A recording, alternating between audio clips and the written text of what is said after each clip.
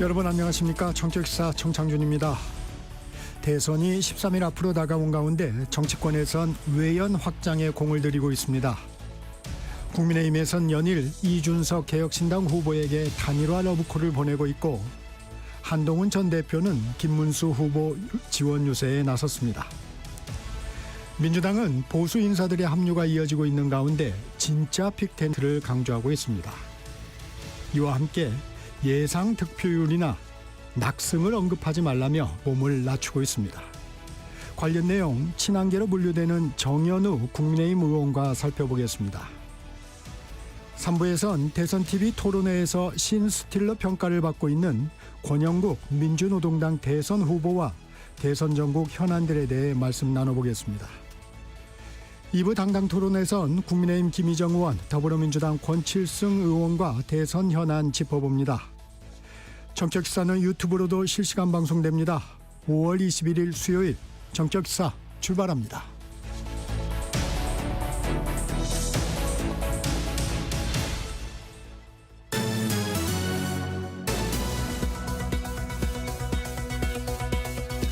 뉴스브리핑 시작합니다. 한국경제신문 최영찬 기자 나와 있습니다. 안녕하세요. 안녕하십니까. 대선 재외국민 투표가 시작됐죠? 예, 어제부터 엿새 동안 전 세계 118개국 223개 투표소에서 재외국민 투표가 시작됐습니다. 최근 공간이 신설된 이 쿠바와 룩셈부르크, 리투아니아, 에스토니아 이 4개국에도 처음으로 투표소가 마련됐고요. 네. 가장 먼저 투표가 시작된 곳은 뉴질랜드 대사관과 오클랜드 분관, 피지 대사관과 재투표소였는데요. 이 오클랜드에 거주하는 한인 예비대학생 김현서 씨가 이번 대선 1호 투표자로 이름을 올렸습니다. 네. 2006년 7월생이더라고요. 지난해 이제 만 18세 성인이 되면서 법적으로 투표권을 얻었습니다. 네. 이번 대선에 참여하는 재외투표 유권자는 25만 8,200여 명으로 지난 20대 대선과 비교하면 14.2% 늘었습니다. 대선 상황 짚어봅니다. 각 당은 상대 측 발언을 놓고 고발하는 일이 잇따르고 있습니다.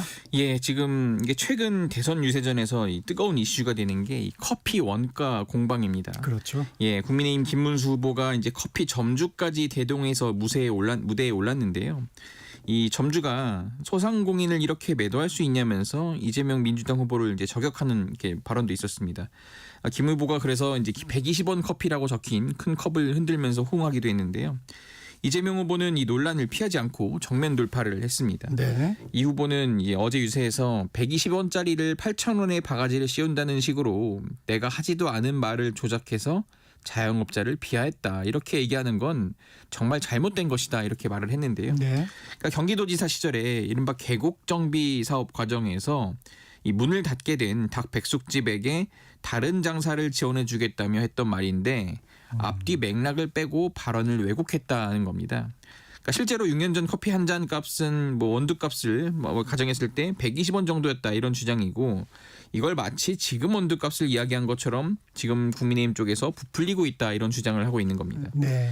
국민의힘 김용태 비대위원장이 SNS에 쓴 이 후보가 커피 원가가 120원인데 너무 비싸게 판다는 발언도 이 비싸게 판다는 말을 한 적이 없다며 허위사실 유포로 민주당이 이제 고발하기도 했고요. 네. 국민의힘은 무고죄와 자영업자 명예훼손 혐의로 이재명 후보를 경찰에 맞고발했습니다. 김문수 후보의 민주화운동 보상금 관련해서도 고발이 이루어졌어요? 예, 지금 민주당과 국민의힘이 김문수 후보 측 지난 7일이죠. 유튜브 채널에 김 후보가 민주화운동 보상금 10억 원을 받지 않았다는 취지의 김문수 후보가 게시물을 올린 걸 두고 이제 맞붙었는데요. 네. 이 민주당은 김 후보가 보상금을 받을 자격이 없었는데도 마치 포기한 것처럼 알렸다면서 김 후보를 경찰에 허위사실 공표 혐의로 고발했습니다. 네. 국민의힘은 신청 자격이 한 번도 아니고 4차례나 있었는데 후보가 자발적으로 신청하지 않았고 이런 내용 부분은 분명히 팩트다라고 반박을 하고 있습니다. 유세 상황도 알아보죠. 이재명 후보는 경기 북부 지역에서 유세했습니다. 예, 이 후보는 안보를 위한 특별한 희생에 특별한 보상이 필요하다면서 이 발전 구상을 밝혔습니다. 평화가 곧 경제다, 이렇게 강조했는데요. 강력한 국방력을 바탕으로 평화체제를 구축해 이 접경지 경기를 살리겠다고 약속했습니다. 파주의 경우에는 파주 미군 반원 공여지 활용 등 이 지역 개발 계획과 또 평화경제특구를 구조성해서 녹색 산업을 육성하겠다고 밝혔습니다. 네. 이 현재 경기도지사인 김동연 지사가 이제 경기도를 나누는 그런 구상을 밝힌 바 있는데 네. 이것과 관련해서 분도 구상은 북부 지역이 불리하다면서 거듭 반대했습니다.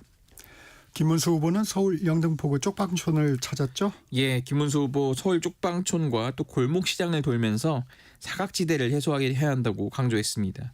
이 주민들을 만나서 자신의 명함을 직접 건네면서 언제든지 연락하라 이렇게 또 말을 했고요. 네. 이 공약도 내놨습니다. 김 후보는 이 자궁경부암을 예방하는 이 사람 유두종 바이러스 이른바 HPV 백신의 이 건강보험 적용 그리고 무료 접종 대상 확대, 또 난임 치료 휴가 기간인 6일을 전부 유급화하는 내용 등 여성 공약도 발표했습니다. 지금 이재명 후보가 그제부터 이 테러 위협을 이유로 유세차 위에 3면 이 방탄 유리막을 설치했는데요. 네. 이것과 관련해서 김 후보는 선거 운동복 지퍼를 내리면서 나는 방탄조끼를 입을 필요가 없다. 총 맞을 일이 있으면 나는 맞겠다 이런 식으로 말을 했습니다. 네. 이창수 서울중앙지검장이 전격 사의를 표명했네요. 예, 이창수 중앙지검장은 지난 3일 헌법재판소 3월이죠. 헌법재판소의 그 탄핵 기각 결정으로 업무에 복귀한 지 이제 2달쯤 지났는데요. 네. 앞서 국회가 이제 야당 주도로 윤석열 전 대통령 부인 김건희 여사의 도이치모터스 주가 조작 의혹 사건을 수사한 뒤 무혐의 처분한 일로 이창수 중앙지검장을 탄핵 소추시킨 바 있습니다. 네. 이 지검장은 이 부당한 탄핵으로 정신적 고통이 컸고 실제로 건강이 많이 나빠졌다면서 이 사의 배경을 설명했습니다. 또 현재 헌법재판소 선고 이후에도 부당한 탄핵에 대해 아무로 사과하지 않거나 책임지지 않고 있다면서 이 복귀 이후 바로 사직하려 했는데 검찰 후배들에게 미안함이 있었고 중앙지검 주요 현안 정리에 시간이 필요해 사직 시기를 미뤄왔다고 말했습니다. 이 지검장과 함께 조상원 4차장 검사도 동반 사의를 표명했죠. 그렇습니다. 이 조 차장도 퇴근길에 기자들 만나서 이 탄핵 심판에서 8대 0으로 기각해서 이제 무고함이 밝혀졌고 이런 현안 수사가 어느 정도 안착이 됐다고 생각해서 이 같은 결정을 했다고 설명했습니다. 네. 이 현직 검사로서 헌정 최초로 탄핵 소추됐던 이 안동환 검사도 함께 사의를 표명했는데요. 이 최근 탄핵 소추 심판정에 섰다가 헌재 기각 결정으로 업무에 복귀한 검사 중 3명이 한꺼번에 검찰을 떠나게 됐습니다. 비상계엄 당시 윤석열 전 대통령으로부터 문을 부수고 끄집어내란 지시를 받았다고 이진우 전 수방사령관이 밝혔습니다. 예, 이진우 전 사령관 어제 용산에 있는 중앙군사법원에 나왔습니다. 여인영 전 국군 방첩사령관과 문상호 전 국군 정보사령관 공판의 증인으로 출석을 한 겁니다. 이 전 사령관은 대통령이 발로 차고 문을 부수고 들어가서 끄집어내라고 해서 정상이 아니라고 생각했다고 말했습니다. 그러면서 윤 전 대통령이 본회의장에 가서 4명이 1명씩 들고 나오면 되지 않느냐고 한 말도 처음에는 기억이 나지 않았다가 부관이 알려줘서 기억이 났다고 했습니다. 다만 그 대상이 끄집어내라고 한 대상이 국회의원인지에 대해서는 윤 전 대통령이 말을 하지 않았다고 했습니다. 네. 그간 국회 현안 질의나 헌법재판소 탄핵 심판 등에 출석해 이 의원을 끄집어내라는 질문을 받았는지에 대해서 답을 하지 않아 왔었거든요. 그래서 이러한 지시를 받았다고 진술한 게 이 전 사령관 처음입니다. 이 재판에서는 계엄을 사전에 알았는지 여부도 쟁점이 됐죠. 그렇습니다. 군검찰은 계엄 하루 전인 지난해 12월 2일 이진우 전 사령관이 여인영 전 방첩사령관과 통화하면서 동시에 이 국회 해산권 이 단어를 검색했다고 지적을 했습니다. 네. 이를 근거로 두 사람이 계엄을 미리 알고 통화해서 관련 내용을 논의한 게 아니냐 이렇게 검찰이 물었는데요. 하지만 이 전 사령관은 곽 전 사령관이 상황이 걱정된다고 해 상상의 나래를 폈던 것이라고 반박했습니다. 이 전 사령관은 작년 11월 9일 국방부 장관 공관 모임에서 계엄 당시 출동할 장소가 언급된 적이 없다고 거듭 주장했습니다. 정부가 가계빚 관리를 위해서 단계적으로 대출 한도를 조이고 있어요. 예, 금융당국이 이제 예정대로 7월부터 스트레스 DSR 3단계를 시행합니다. 지난해 2월부터 돈을 빌린 사람의 이 대출 금리에 가산 금리를 더해서 대출 한도를 정하는 이 스트레스 DSR 적용해 왔는데요. 가산 금리를 1.5%까지 올리겠다는 겁니다. 적용 대상도 은행과 그 제2금융권의 주택담보대출과 신용대출, 카드론 등 이 모든 가계대출이 포함됩니다. 이렇게 되면 지금 이제 연소득 1억 원인 직장인이 혼합형 금리 4.2%로 주택담보대출을 받을 경우 6억 3천만 원가량 대출을 받을 수 있지만 7월부터는 한도가 3,300만 원 줄어들게 되는 겁니다. 소득이 5천만 원이라면 약 1,700만 원 감소하고요. 다만 지방은 건설 경기 불황으로 신규 대출이 줄고 있어 올해 말까지 지금과 동일한 0.75% 스트레스 금리를 유지하기로 했습니다. 뉴스브리핑 한국경제신문 최영찬 기자였습니다. 고맙습니다. 감사합니다. 정치역시사 듣고 계신 지금 시각 7시 30분입니다. 날씨와 교통정보 듣고 정치역시사 이어갑니다. 날씨 정보입니다. 오늘 덥겠고요. 소나기 예보가 있습니다. 지난 주말 첫 온열 환자가 16명 발생했는데요. 오늘도 30도 넘는 지역이 있겠고요. 동해안을 제외한 모든 지역 30도에 육박한 고습도의 여름 더위가 이어지겠습니다. 건강관리에 유의하셔야겠습니다. 오늘 늦은 오후까지 제주도에 비가 내리겠고요. 그래서 제주도엔 양이 좀 많습니다. 10에서 40, 산지 쪽은 최대 60mm 안팎의 비가 예보돼 있습니다. 또 오전까지 내리게 될 중부와 남해안의 비는 5mm 미만의 소량에 불과하겠습니다. 이렇게 비가 조금 내리겠고 또 한편으로는 오늘 오후부터 밤사이 요란한 소나기가 내리겠습니다. 경기 동부와 강원도 또 충청 이남 내륙 등지에 5에서 40mm 가까운 소나기가 내리겠습니다. 천둥, 번개, 돌풍, 우박이 동반될 수 있어서 안전사고에 유의하셔야겠습니다. 지금 대부분 해상에서 안개가 유입돼 있습니다. 따라서 서해안과 남해안의 안개가 상당히 짙습니다. 가시거리가 200m 미만인 곳이 많은데요. 운전하실 때도 주의하셔야겠고요. 항공기 운항 정보도 확인하셔야겠습니다. 내일도 5에서 20mm의 비가 전국적으로 내리겠고 중부지방은 낮에 비가 먼저 개겠습니다. 오늘 낮 기온 서울 27도, 강릉 24, 대전, 전주 30도로 예상됩니다. 지금 서울의 기온은 23.9도입니다. 날씨 정보였고요. 다음은 이 시각 교통 상황 알아보겠습니다. KBS 교통정보센터의 정현정 씨입니다. 네, 먼저 고속도로 상황인데요. 경인고속도로입니다. 서울 방향으로 부천에서 시작된 정체는 신호를 거쳐서 인천 요금소까지 이어져 있고요. 반대 인천 방향으로는 인천 요금소에서 부평까지 정체입니다. 서해안고속도로는 서울로 들어오는 길이 막히고 있습니다. 일직분기점에서 금천 그리고 반대 목포 쪽으로는 팔곡분기점에서 매송까지 정체입니다. 더 가서는 비봉 부근에서 짧게 막히고요. 팔탄분기점에서 화성휴게소까지 제속도 못 냅니다.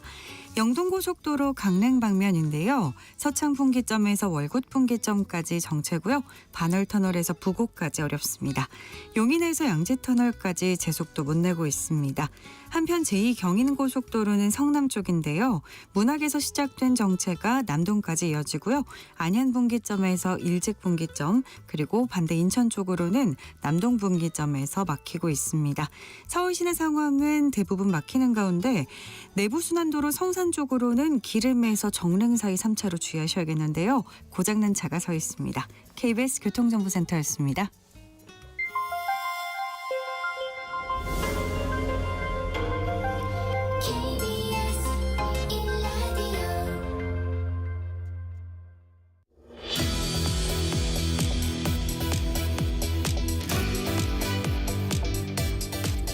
한동훈 전 국민의힘 대표가 김문수 후보 지원 유세에 나섰습니다. 다만 김 후보와 동행하는 방식이 아닌 별도의 유세를 통해 측면 지원하는 방식을 택했습니다.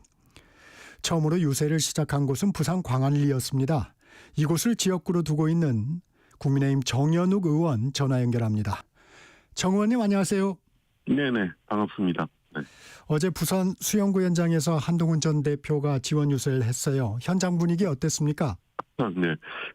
솔직히 휴일도 아닌 평일 저녁이어서 많은 분들이 오리라고 큰 기대는 안 했습니다. 네. 다만 이제 실제로 이제 기대는 빗나갔습니다. 수만 명이 모이셨고 멀리 미국에서까지 직접 오신 분들도 계셔서 저도 약간 놀랐습니다. 아마 지금 대선 기간에 아마 여든 야든 상당히 좀 주로 아마 동원된 분들이 좀 많이 모이던데 네네. 자발적으로 이렇게 참여한 인원이 이렇게 모인 건 상당히 이례적인 것 아닌가. 저도 상당히 좀 놀랐습니다. 한동훈 전 대표 수영구를 첫 유세지로 선택한 이유가 있을까요? 수영구는 이렇게 봐야 될 것 같습니다. 저도 한 대표가 가까운 건 사실이고요. 부산에 대한 애정이 있지 않을까 싶습니다. 수영구는 네. 광안리라는 곳이 워낙 전 국민들이 알고 있고 공유하는 곳이라서 상징적인 장소이기도 합니다. 부산이라는 곳에 대한 애착이 있는 것 같습니다. 부산에서 지금 지지율이 솔직히 잘 안 나오기 때문에 김문수 네네. 이런 부분을 좀 끌어올려야 된다는 절박감도 있지만 부산이라는 곳이 아마 한동훈 대표가 아마 검사 시절만 2번에 자천된 곳이기도 합니다. 아, 네. 그리고 부산에서 승리한 기억들이 있습니다. 정치권이 입문한 이후에. 네. 지난 총선 때 부산이 민주당 후보가 한때 7, 8석까지 가져간다는 얘기들이 돌 정도로 부산이 흔들렸습니다. 지금 한 대표가 직접 부산에 내려와서 상당한 선거 지원한 덕분에 저는 그렇게 봅니다. 부산의 18개 선거구 중에 국회의원 선거구 18구, 17곳을 저희가 국민의힘이 당선됐습니다. 네. 그리고 지난해 10월 금정구청장 보궐선거 때도 한때 흔들리고 질 수 있다는 위기감이 돌았습니다. 한 대표가 아마 6번 정도 내려와서 23%포인트 차로 상대 후보를 꺾었습니다. 이런 승리의 기억들이 크게 작용하지 않을까. 이것이 이번 대선에도 상당히 영향을 미치지 않을까라고 생각하신 것 같습니다. 유세 방식도 좀 관심을 끌었는데 유세 네네. 차량에 오르지 않고 거리를 걸으면서 시민들과 만났어요. 어떻습니까? 꼭 유세 차량에 오를 필요는 없습니다. 광안리에는 워낙 이렇게 많은 지지자들과 일반 시민들이 합류하기 때문에 네. 자칫 유세 차량이 전반적으로 혼선을 줄 수도 있는 겁니다. 그리고 자연스럽게 이렇게 지원 유세에 나서는 것은 아마 아시겠지만 경선의 마지막까지는 결선 줘야 될 생각은 다를 수밖에 없습니다. 네. 그리고 완전히 다른 생각이 다른 분들은 지지층도 다를 수밖에 없지 않습니까? 그렇지만 그래도 이렇게 나와서 해야 된다는 지금 상황이 상당히 절박하다는 그 반증이 아닐까 싶습니다. 지금도 잠깐 언급해 주셨는데 한동훈 전 대표 물론 생각의 방향 또 조금 달랐지만 김문수 후보 지원 유세에 나선 배경 다시 한번 설명을 해 주시면요. 이재명 민주당 세력에 대해서 정권이 넘어갈 수 있다는 위기감은 아마 저희 지지자층들 그리고 상당수 일부의 중도층도 그런 부분에 공감이 있을 거라고 생각합니다. 하지만 저희가 어찌 보면 외부에서 볼 때는 이런 부분들이 잘 뭉쳐지지 못해서 이렇게 오히려 이재명 민주당의 뭔가 정권을 헌납한다는 분위기를 줘서는 안 될 것으로 생각합니다. 저희가 정치는 앞으로 1, 2년이 아니라 계속적으로 봐야 될 법이기 때문에도 그렇고 저희를 믿고 따르는 상당수 국민들 지지층에 대한 자세도 아닌 것 같거든요. 아마 그런 부분들 때문에 더 이상 이런 부분을 가지고 실행할 필요는 없습니다. 다만 방식에 대해서는 이런 부분을 분명히 얘기하고 싶습니다. 2007년도 그때 아마 한나라당의 경선에서 노무현 정권의 실정 때문에 저희가 당선이 된다 그래서 당선이 유력하다 그래서 이명박 박근혜 후보의 경선 대결이 치열했습니다. 네.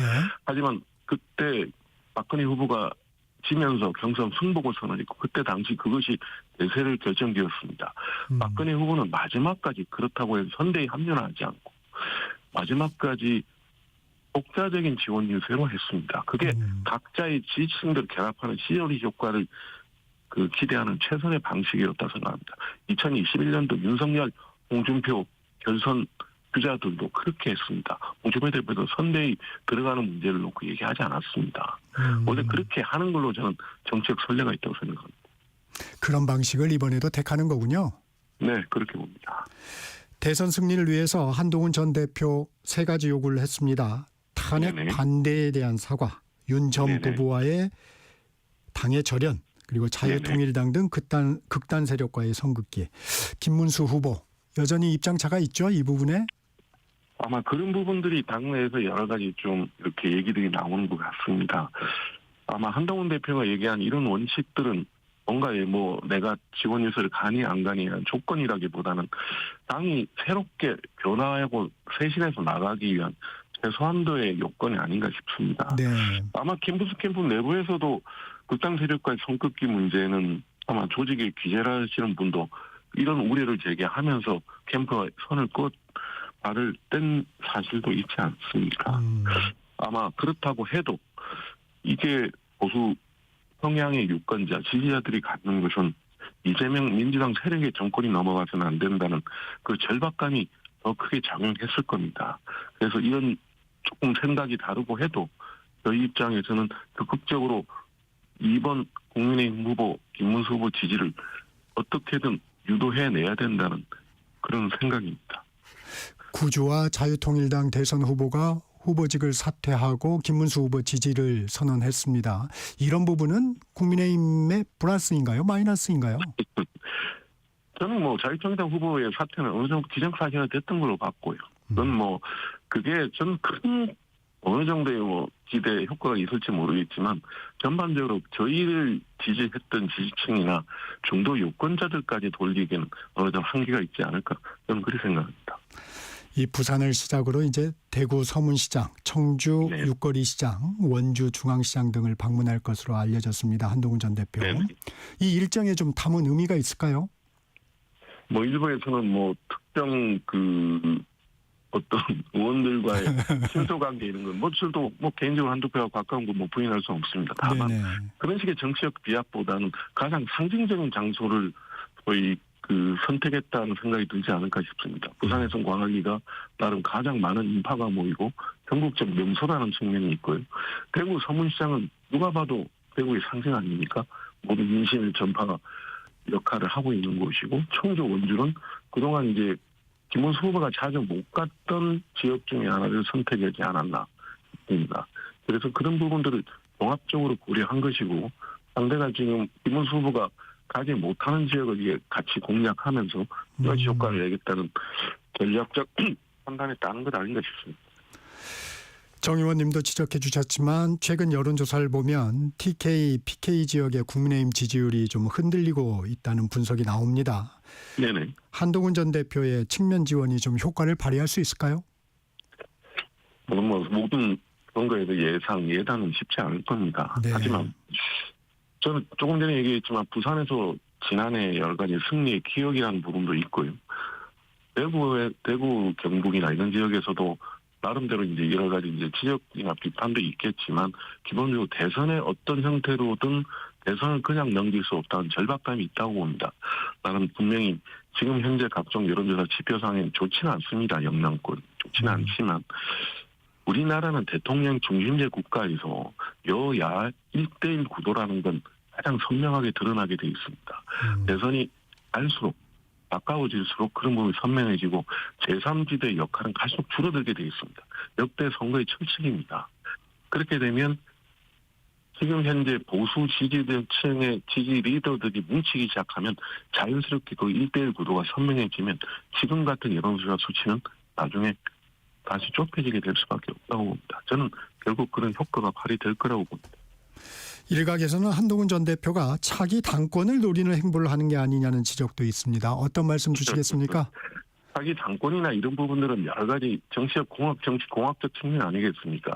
지금 그런 얘기를 논한다는 것 자체가 서로가 좀 대선을 앞둔 입장에서는 서로 상가해야 될 이유고요. 그리고 지금은 대선에 오로지 집중해야 되고 대선을 통해서 우리가 약간의 계엄이나 이번 탄핵 과정이나 최근에 대선 후보의 그 강제 변경 시도에 대해서 상당수 보수 유권자들이 실망을 하고 있습니다. 네. 그런 부분들의 마음을 되돌리는 게 우선이지 그런 정치공학적 계산이나 서로가 지금 아무리 해봤자 아마 지금 등 돌린 우리 유권자 지지자들을 더욱더 마음 아프게 하는 일이 아닌가 싶습니다. 대선이 이제 보름도 남지 않았습니다. 네, 그렇죠. 국민의힘 후보의 지지율 정체 반전의 계기는 어디서 찾을 수 있을까요? 지금 당내 일각에서는 여러 가지로 해서 지금 어차피 지금 큰 후보는 3파전 구도로 갔는데 이준석 후보와의 단일화를 얘기 많이 하는 것 같습니다. 네. 제 입장에서도 저희 한동훈 대표가 직접 이렇게 직원 유세까지 나선 이상 이제는 이준석 후보와의 그 단일화 문제를 마지막 반전 카드로 생각하는 것 같습니다. 하지만 저희가 이렇게 마치 읍소하듯이 애걸하듯이 단일화를 요구하고 단일화를 얘기하는 것은 과연 단일화에 대한 실질적 성과를 얻어낼지 저는 좀 그게 의문입니다. 저도 정치국 현장을 한 20년 넘게 지켜봤지만 네. 단일화는 결국 스스로의 힘을 키워서 이끌어내는 거지 누구를 하게 해달라 매달려서는 안 됩니다. 아마 그런 부분 때문에 단일화가 절실하다는 거 누구라도 인정할 겁니다. 하지만 이렇게 정치가 사전 조율 없이 물밑에서 여러 가지 정치적 의견 교환을 이뤄내는 게 정치입니다. 물론 이게 일반인 노출은 안 되겠지만 그런 사전 조율이 치밀하게 이루어지고 그 과정에서 우리 스스로가 힘을 키워야 합니다. 우리 스스로 힘을 키워내지 못하면 우리가 마치 매달리는 듯한 단일한 효과를 발휘할 수가 없습니다. 그럼 결국 극적인 반전 효과도 없지 않을까 싶습니다. 그런 부분들을 좀 지도부도 면밀하게 검토해 주시면 검토해야 될 때가 아닌가 싶습니다. 말씀해 주셨듯이 힘을 키운다는 말은 곧 스스로 지금 지지율 상승이 좀 이루어져야 네. 된다. 이런 의미로 결국은 받아들일 수 있겠군요. 후보 캠프가 후보 스스로가 이걸 적극적으로 움직여서 뭔가를 올려내야 되는 겁니다. 그럼 후보 주변의 모든 분들이 스스로 힘을 키워내는 게 가장 우선입니다. 그래야 아니라를 우리가 주도할 수 있습니다. 그래야 극적인 반전 효과, 사람들 공감을 얻어낼 수가 있지 않을까 싶습니다. 역대로 아니라면 그렇게 해야 성공했습니다. 첫 TV 토론회가 열렸습니다. 예. 주목하신 부분 있으십니까? 다 뭐 열심히 하셨고 나름대로 공약을 발표하셨고 나름 여러 가지 그 좀 경제 분야이지만 나름대로 이제 국민적 포부력을 끌어낼 수 있는 부분도 있었습니다. 다만 저는 이제 이재명 민주당 후보의 여러 가지 좀 문제가 되는 발언들, 네. 커피 원가 문제나 호텔 경제학 발언이나 이런 부분들의 공격이 더 좀 파고들었으면 하는 저희 후보나 이준석 후보도 막 얘기를 많이 했지만 좀 더 매서운 공격이 벌어졌어야 되지 않을까 하는 좀 생각이 많이 들었습니다. 앞으로 다음 뭐 사회 분야, 정치 분야도 있겠지만 또 좀 공격이 더 매섭게 들어가서 국민들이 그 판단의 기준을 더 명확하게 드러내는 그런 좀 노력이 더 필요하지 않을까 그런 좀 생각이 많이 들었습니다. 김문수 후보가 토론에서 계엄은 잘못됐지만 내라는 재판 중이라며 아직 판단이 남았다고 했습니다. 이 발언은 어떻게 들으셨습니까?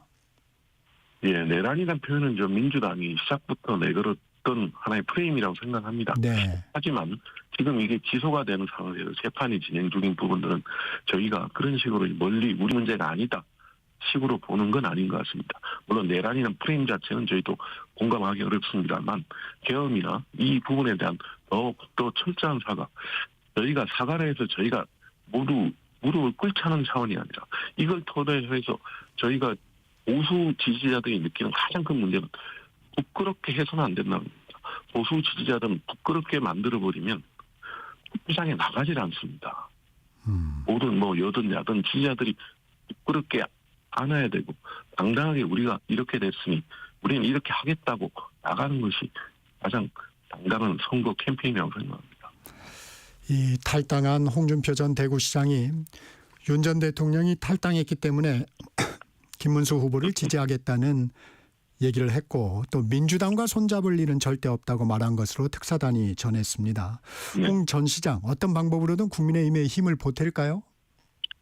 저도 홍준표 전 대표 편하긴 한데 저도 한 오래전부터 자주 만나왔던 정치인 중에 하나입니다. 네. 명륜도 있으시고 근데 아마 조금 전에 자신의 SNS 통해서 이렇게 얘기했다고 제가 네. 봤습니다. 아마 특사단 얘기를 하신 것 같은데 모두 돌아갔습니다. 그리고 대선 끝난 후 돌아간다는 입장 변화 없습니다. 저도 이렇게 생각했습니다. 홍준표 대표가 탈당까지 하고 정계 은퇴를 선언하고 하와이를 간 이상 이분이 그렇게 특사단에 왔다고 해서 말을 바꾸진 않을 겁니다. 아마 경선 기간에 본인이 느꼈던 아마 윤 대통령과의 그런 여러 가지 좀 앙금 등 그렇게 쉽게 해소가 되겠습니까? 그리고 그런 부분들을 가지고 본인 입장을 지금 뭐 갑자기 또 이재명 민주당 후보 캠프에 어떻게 합류한다는 얘기를 한다는 것도 일부 지지자들이 움직였다고 해서 후보가 움직이는 것도 차원이 다른 문제이기 때문에 네. 아마 그런 부분 때문에 본인의 거취를 놓고 이렇게 뭐 바람 왔다 갔다 하듯이 흔들리듯이 하지는 않을 것 같습니다. 저는 그렇게 쉽게 복귀하리라고 기대하지 않습니다. 한덕수 전 총리는 왜 선대위에 참여하지 않는 건가요? 그건 언론에서 직접 총리에게 물어봐야 되는 거니까 뭐 저도 잘 모르겠습니다. 다만 분명히 아쉬운 건 사실입니다. 본인이 어떤 뭐 논란의 방식이 돼서 여러 가지가 있겠지만 결론적으로 이 부분에 대한 단일화를 했고 단일화를 요구했던 것은 결국 전체 우리 파일을 키워보자는 계산 아니었을까요? 네. 그런 부분들은 누구나 그래서 한덕수 단일화 요구가 김문수 후보가 마지막 경선 과정에서 승리할 수 있었던 요인인 건 분명하지 않았습니까? 그렇다면 그 마지막까지 온 국민을 상대로 얘기했던 내용들이 있지 않습니까? 네. 이 정도는 우리가 얘기를 해야 되는 것이고 지금 현재 전체 김문수 선대위가 이 부분을 적극적으로 더 해서 한덕수 총리를 이렇게 다시 한번 저희 단일화 요구를 다시 한번 이렇게 네. 반영하는 느낌으로 합류를 요청해야 되지 않을까 싶습니다. 김용태 비대위원장이 대선 후보 배우자의 TV 토론을 제안했습니다. 네. 이재명 후보가 거절하긴 했습니다만 이 제안은 어떻게 보셨어요? 그 제안을 한 의도야 많은 국민들 다 아실 것 같습니다. 제가 직접 얘기하지 않아도 네. 하지만 정치적으로 충분히 국성을 거쳤느냐는 부분에 대해서는 제가 충분히 아쉬움이 있습니다. 저희가 이번 조기 대선을 치르는 근본적인 이유는 계엄으로 인해서 촉발된 여러 가지 요인들, 물론 민주당의 과도한 출탄핵이 그 요인도 됐겠지만 계엄이란 근본적인 문제에서 출발한 거 아닙니까? 그렇다면 이런 여러 가지들이 깔려있는 배경에는 저희가 갖고 있는 그 여사에 대한 저희 윤대총 여사에 대한 여러 가지 부분들이 지금 짙게 그림자가 지워져 있는 것도 사실입니다. 네. 그리고 국민들은 그 부분도 보고 있을 겁니다. 그리고 과연 우리가 대통령 영부인의 역할을 미국처럼 공적인 역할로 보지는 않습니다. 그렇다면 우리가 과연 이 부분을 영부인 하실 분들까지도 디베이트의 대상에 올려야 돼 하는 건 좀 다른 것 같습니다. 네. 이 부분을 지적하고 싶습니다. 이준석 후보가 마치 어찌됐든 김용태 비대위원장은 어찌됐든 임시적이지만 당 대표격입니다. 네. 이런 분을 상대로 혼낸다? 그건 오늘 선을 넘는 행위입니다. 그리고 이런 특정 공당의 대표를 혼낸다? 그건 당이 묵과할 수 없는 사안입니다. 그건 아주 잘못된 겁니다. 이준석 후보가 배우자가 없지 않습니까? 아무리 그렇다고 혼낸다고 할 수 있습니다. 네. 더불어민주당 쪽 상황도 보겠습니다. 빅텐트는 민주당에서 지금 이루어지고 있습니다. 김상욱 네네. 의원이 국민의힘 탈당 후에 민주당에 입당을 했고 개혁신당 김용남 정책위 의장, 문병호 전 의원, 허은하 전 대표 등 보수 정치인들이 민주당으로 향하고 있습니다. 네. 이 같은 상황은 어떻게 보고 계십니까? 김상우 의원 문제는 저희가 솔직히 안타깝습니다. 어느 정도 일련의 행동 과정에서 계엄에 반대한 보수 정치인으로서 나름 본인의 얘기도 있겠지만 저는 좀 이상했던 게 그 얘기를 하면서 단 한 번도 이재명 민주당에 대한 얘기는 없었습니다. 네. 그래서 저는 어느 정도 이렇게 갈 수도 있겠구나 하는 느낌을 받았습니다. 과연 여야든 야든 좌든 우든 간에 서로의 문제점들 같이 공감할 수 있게 지적하고 극복해 나가는 게 진정한 보수 정치의 길이 아니었나 아쉬운 솔직히 있습니다. 네. 그렇지만 제가 철새가 움직이는 이런 식의 얘기까지 하고 싶지 않습니다. 개혁신당 부분은 어차피 제3지대 정당이 존립할 수 있는 근거가 솔직히 약합니다. 대통령 중재 국가에서. 네. 그런 부분에서 이렇게 이동 자체는 어느 정도 저도 예상은 했습니다. 하지만 선거철마다 이렇게 행정이 막히고 정치권의 이합 집산이 움직이는 국민들이 과연 이런 행동을 어떻게 보겠을까? 아마 국민들이 가장 싫어하는 정치권 영웅과 철새 정치인입니다. 아마 그런 부분에 대한 지적은 피할 수 없을 겁니다. 마찬가지로 민주당도 아마 일부 언론 보도에 나왔지만 무조건 이렇게 끌어당기는 게 과연 자평당이라는 또 비판을 명시 어렵다는 언론 보도도 있는 것 같습니다. 아마 이게 대선 이후에 여러 가지 농공행상을 노리는 여러 가지 정치적 계산 함의도 있을 겁니다. 과연 다 될 수 있을까요? 네. 지난주에 윤 전 대통령을 옹호해왔던 장해찬 전 청년 네네. 최고위원이 복당했습니다. 부산 수영구 당원들이 규탄하는 기자회견을 열기도 했는데 네. 의원님께서도 좀 하실 이야기가 있을 것 같습니다. 좀 솔직히 할 수 있는 게 더 없습니다. 우리 수영 주민들이 다 입장을 밝혔고요. 네. 다만 저는 그분의 여러 가지 당의 여러 가지 생각에 대해서는 여러 가지 의견을 저는 알고 있습니다만 과연 이 시점에 저희가 중도로 또 외연을 넓혀서 이른바 안명 빅텐트의 외연을 넓혀야 하는 절박한 시점 아닙니까? 과연 이런 절박한 시점에 이런 결정이 나온 거에 대해서는 과연 적절했는지 국민들 저희 상당한 상당수의 지지자들이 어떻게 판단할지 묻고 싶습니다. 이 같은 맥락인데요. 윤 전 대통령의 변호인이었던 석동현 변호사는 선대위 직책을 사퇴했는데 김계리 네네. 변호사가 입당 신청을 해서 대기 상태라고 합니다. 국민의힘 어떻게 해야 합니까? 김계리 변호사 좀 개인적으로 호불호는 따질 필요는 없을 것 같습니다. 네. 하지만 이분은 어찌됐든 간에 윤어게이나 윤석열 신당을 만들어 보자고 네. 처음에 발의를 했던 분 아닙니까? 네. 그렇다면 정리해 지금 주시고요. 우리 자진 탈당이나 이런 부분들에 대한 효과가 지금 많이 실습되는 거 아닐까요? 네. 아니, 이 부분들이 자격 심사를 한다니까 좀 쉽게 통과되기 어렵지 않겠나 싶습니다. 네, 여기까지 듣겠습니다. 지금까지 정현우 국민의힘 의원이었습니다. 고맙습니다. 네, 감사합니다. 정책시사 1부 여기서 마칩니다. 전하는 말씀 듣고 2부에서 뵙겠습니다.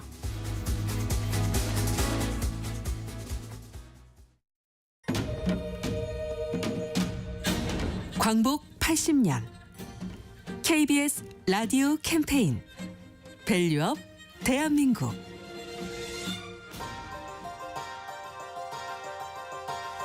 안녕하세요. 건국대학교 통일인문학연구단의 전영선입니다. 통일이라고 하는 것이 사회적 공감대 형성이 많이 약해진 것은 사실입니다. 광복 80년이라는 시간은 그냥 지나간 시간은 아닙니다. 80년 동안 남북 사이에서 많은 것들이 차이나고 층위가 지게 됐고요. 그로 인해서 통일에 대한 사회적 관심과 참여가 많이 줄어들었습니다.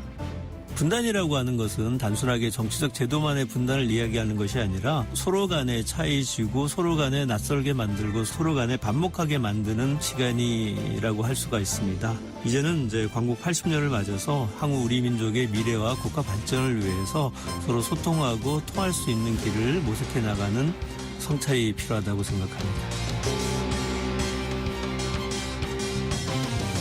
국제사회에서 민족유산과 자연유산을 보호하려고 하는 작업들은 상대적으로 가능성은 좀 높다라고 볼 수가 있고요. 왜냐하면 북한도 세계적인 기구에 가입해서 적극적으로 활동하려고 하고 있고, 대한민국도 마찬가지로 민족문화유산이라든가 이런 것들을 적극적으로 어필하는 것이 목적이기 때문에 상대적으로 합의가 좀 잘 됐던 부분이라고 할 수가 있습니다. 어차피 저희가 물려줘야 될 유산이라고 하는 것은 지금은 분단되어 있지만 훗날 통일되어지면 하나의 유산이기 때문에 현재 상태를 잘 보존하는 것이, 그리고 이것은 국제사회가 주도하는 부분들이기 때문에 협력 사업을 이루어낼 수 있는 가능성이 매우 높다라고 말씀드릴 수 있습니다. 광복 80년 우리가 가야 할 길을 묻습니다. KBS 라디오 캠페인 밸류업 대한민국이었습니다.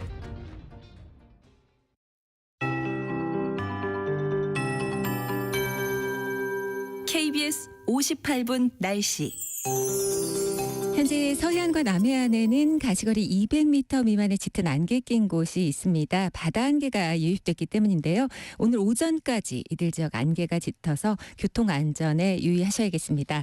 오늘 절기상 소만입니다. 만물이 점차 생장에 가득 찬다는 의미를 지녔는데요. 소만인 오늘 강릉과 속초 등 일부 동해안을 제외한 전 지역 어제 못지않게 덥겠습니다. 30도 내외의 고습도 속 여름 더위가 이어지겠는데요. 지난 주말 온열 환자가 16명 발생한 가운데 건강관리에 유의하셔야겠습니다.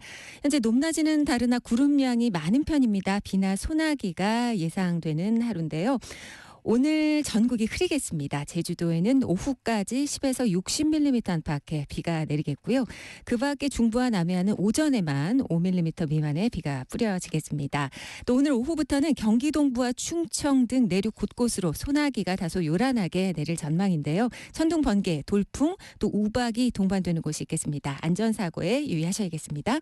오늘 낮 기온은 서울 27도, 강릉 24, 대전, 전주 30도 등 19도에서 31도 분포가 되겠습니다. 생활지표상 주목할 만한 점은 오늘 식중독 경고 단계라 이 점 주의해 주시기 바랍니다. 지금 서울의 기온은 24.9도입니다. KBS 58분 날씨 강혜종입니다.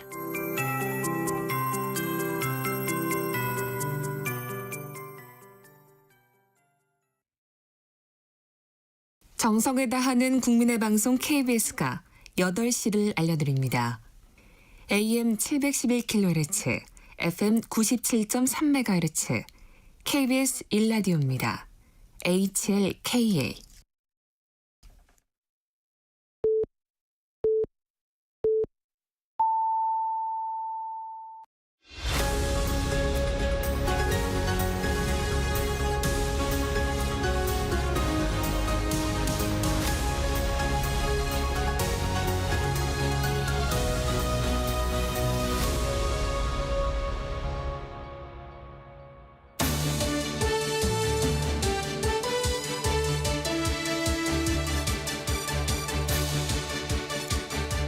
정제의 한가운데서 여당 야당 입장을 당당하게 토론하는 당당토론, 김희정 국민의힘 의원, 권칠승 더불어민주당 의원과 함께합니다. 안녕하세요. 네, 반갑습니다. 공식 선거운동 이제 중반전입니다. 유세 과정의 발언이나 행보 주목한 부분이 있으시면 말씀해 주시죠. 권칠승 의원. 예.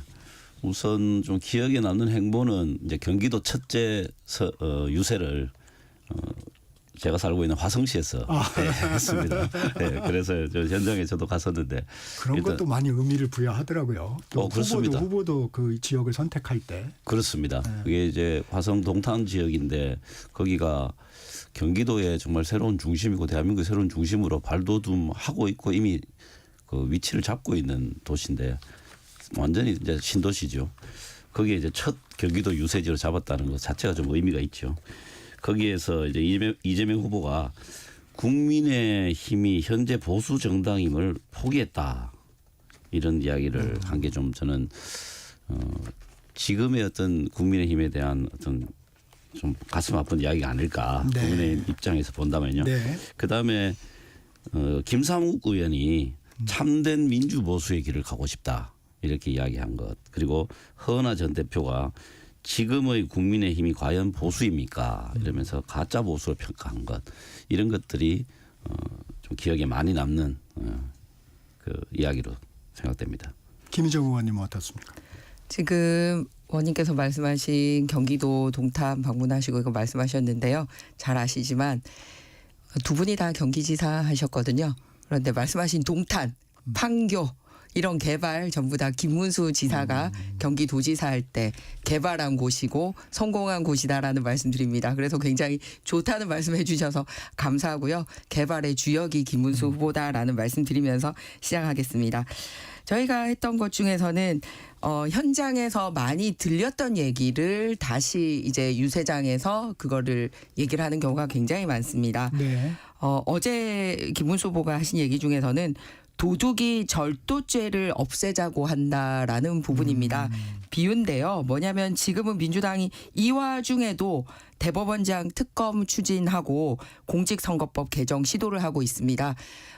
대통령이 설마 당선이 된다 하더라도 본인의 사법 리스크가 늘 이제 뒷덜미를 잡고 있다고 생각해서 그런지 선거운동의 일환으로 이렇게 국회에서 이 권력을 휘두르고 있거든요. 이게 바로 도둑이 절도죄 없애자고 하는 것 아니냐라고 이제 일갈한 부분입니다.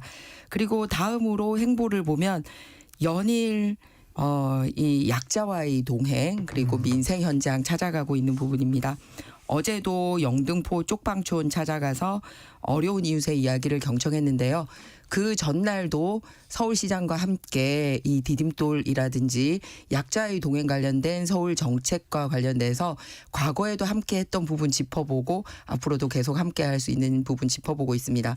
사실은 잘 아시다시피 대규모 유세를 하는 게 훨씬 더 사람을 많이 보는 부분이고 이런 공간을 찾아가는 것은 이렇게 단숨에 많은 표를 얻을 수 있는 곳이 아님에도 불구하고 평상시에 했던 그런 일정을 계속 소화하면서 서민 대통령이 되겠다라는 그 약속을 계속해 나가고 있는 부분입니다. 김문수 후보의 발언도 소개해 주셨지만 김문수 후보가 이재명 후보를 향해서 방탄조끼를 입을 게 아니라 안전한 교도소로 가면 된다. 대통령의 환장한 사람, 연탄가스 같은 사람 등 원색적인 표현을 쓰고 있습니다. 김 후보의 말이 좀 거세지고 있어요. 이 부분은 좀 어떻습니까? 일단 말씀드렸듯이 현장에서의 국민들의 발언을 이제 소개를 한 것들입니다. 그런데 실제로 요즘 정치인들에게 가장 요구되는 덕목이 뭐냐면 소통이지 않습니까? 사실 가장 자기가 좋아하는 사람들을 지지하고 가까이에서 볼 수 있는 시기로 공식적으로 열어둔 게 바로 선거운동 기간입니다. 그런데 선거운동 기간에도 막 방탄조끼 입고 있다. 방탄 유리 설치한다. 그리고 선관위가 정한 이 토론회 이외에는 나는 일체 토론에 참가하지 않겠다라고 소통을 단절하는 모습을 보이고 있습니다. 그런데 이런 것들이 실제로 정말 그런 큰 위험성이 있거나 그런 게 아니라 본인이 이겼기 때문에 여러 가지 리스크에 노출되는 것을 차단하기 위해서 이런 모습을 보이고 있거든요. 그래서 강력하게 비난하는 거고, 근데 이게 선거 기간에만 드러난 게 아니라 지난 1년 내내 국회도 방탄 국회로 활용을 해왔었습니다. 그 국회를 통해서 방탄 입법을 하다가 이번에는 이제 사법권까지 방탄에 맞게 사심제로 바꾼다라든지 이 대법원이 헌재 밑에 가겠다라든지 그리고 본인이 사법 리스크 걸려 있는 그 법을 원천적으로 고치겠다라든지 이런 거를 1년의 연장선상에서 보고 있습니다. 그래서 많은 국민들은 이재명 후보의 대선 출마야말로 이 방탄 출마다라고 보고 있거든요. 그래서 그런 거를 표현하고 있는데 급기야 그걸 눈에 보여주듯이 방탄벽까지 설치하는 완전 그 정치적인 쇼의 절정을 달리고 있는 겁니다. 지금도 이런데 당선되면 어떻게 하겠습니까? 그래서 제가 말씀드리는 거는 지난주 이 자리에서도 말씀드렸는데 정말 그렇게 이 근거가 있고 불안하다면 정확하게 경찰에 신고를 하고 수사 협조를 요청하는 게 맞는데 지금까지 경찰에 수사 협조 요청을 하거나 신고를 한 건도 하지 않았어요. 그러면서 자꾸 국민 불안만 부추기고 있는 이런 사실을 꼬집어서 그런 얘기를 하고 있는 겁니다. 권 의원님, 그 유세 과정에서 이 발언의 강도 또 지금 막 고발전 이런 부분들은 좀 어떻게 보십니까? 굉장히 유감스러운 현상이죠. 아까 김희정 의원님이 우선 뭐 동탄 신도시 말씀을 하셔서 오늘 거기에 대해서 말씀을 드리면 2007년도 6월달에 동탄 신도시 계획이 발표가 됐습니다. 이거는 이제 중앙정부 차원에서 하는 것이죠. 그때 노무현 대통령 시절이었기 때문에 그 동탄 신도시 개발을 김문수 후보의 공으로 가져가는 것은 조금 무리가 있다 이런 말씀 드리고요.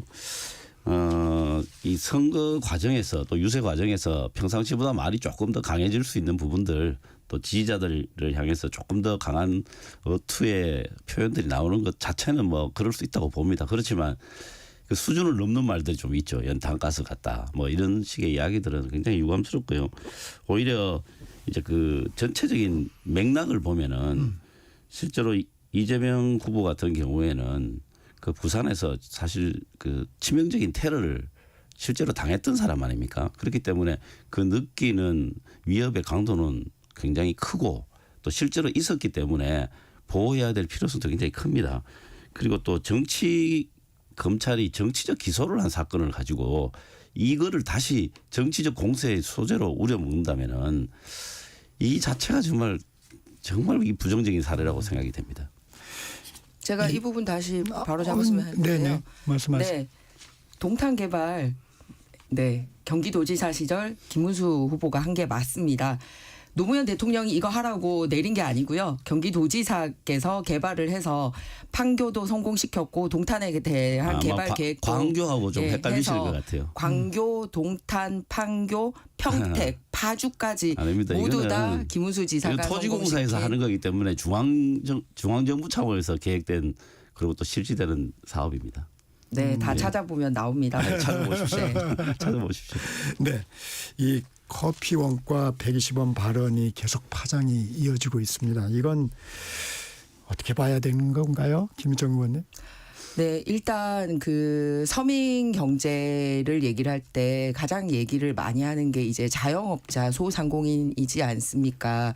사실 자영업자들이 굉장히 힘들게 살아가고 있습니다. 그래서 현재까지 서민 대통령 뭐 이렇게 하고 마치 자영업자들에게 돈을 퍼주는 데는 상당한 관심을 많이 가지고 있으면서 실제 그 자영업의 경제 구조가 어떻게 일어나는지에 대한 현실적인 인식이 전혀 없다라는 게 드러났죠.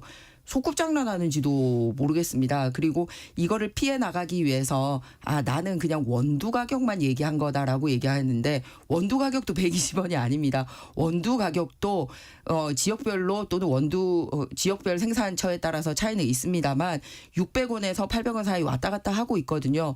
그런데 원두 가격도 120원이라는 아주 현실성과 떨어진 얘기를 했을 뿐만 아니라 원두 가격 이외에 즉 이렇게 가게를 운영하는 데 드는 임대료, 돈이라든지 인건비라든지 네. 각종 공과금이라든지 세금 나오는 거, 임대료, 인건비 이런 거에 대해서 일체 얘기를 하지 않았다라는 부분입니다. 그래서 정말 이 자영업자 현실을 너무나 모르는구나.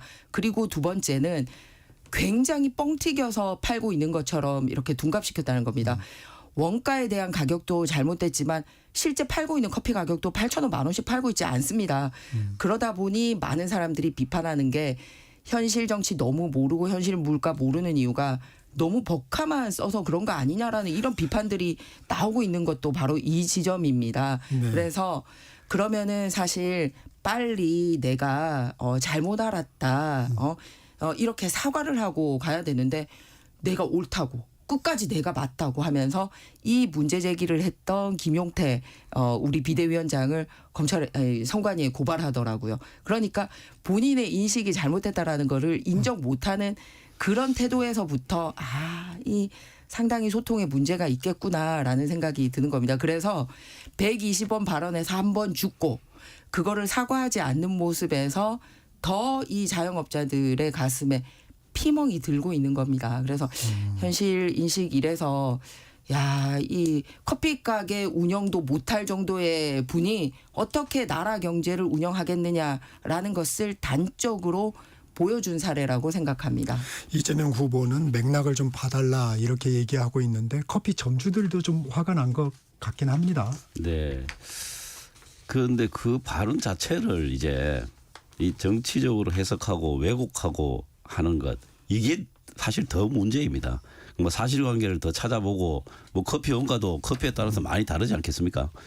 그런 것들은 그런 것대로 또 보고 또 이야기하면 되는 것인데 뭐 바가지를 씌운다. 그러니까 하지도 않은 이야기들을 전제하면서 그 이후에 여러 가지 정치적 공세들 그 뭐 목적이 뻔하죠. 낙선을 위한 방식인데 이런 것 자체가 국민들이 볼 때 본질이 아닌 본질이 아예 없었던 이야기들을 왜곡하거나 조작하는 방식으로 선거운동에 임한다. 이것들이 아마 국민들이 볼 때는 좀 더 정치 혐오를 만들게 하는 요소가 아닌가 싶습니다.